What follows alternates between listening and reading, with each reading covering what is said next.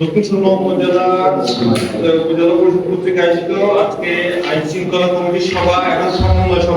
সবাইকে স্বাগত জানাচ্ছি। আমরা অনেক আনন্দিত এবং ভাগ্যবান যে আজকে আমাদের মাঝে উপস্থিত আছেন উপজেলা পরিষদের সম্মানিত উপদেষ্টা আমাদের মাননীয় সংসদ সদস্য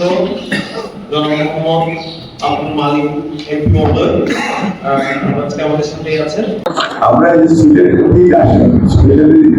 দক্ষিণ সুরমা উপজেলায় এখানে আমি মনে করি যে আমাদের যে অসুখ করে ধরে কাজ এটা উনি ভুলিয়ে আছে, আমরা শেষ করতে এই রাস্তায় করি এবং তারপরে হেলথের যে ইস্যু আছে এই পর্যন্ত আগামী এগুলো এবং এই জন্য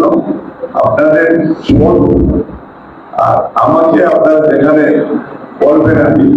এই বিষয়টা নিয়ে আমার এলাকা নিয়ে আমি খুব সিরিয়াস আমি কাজ করতে চাই এবং এই আন্দোলন থেকে শুরু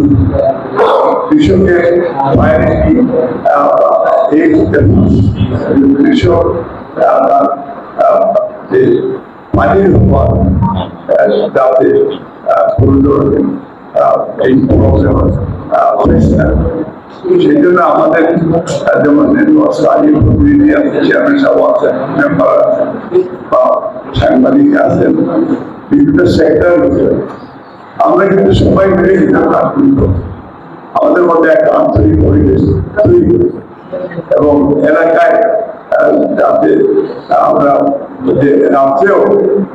যাতে মানুষ সেফলি তার বাড়িতে পৌঁছতে পারে, শহর থেকে বা শহরে আসতে পারে। আমাদের পুরো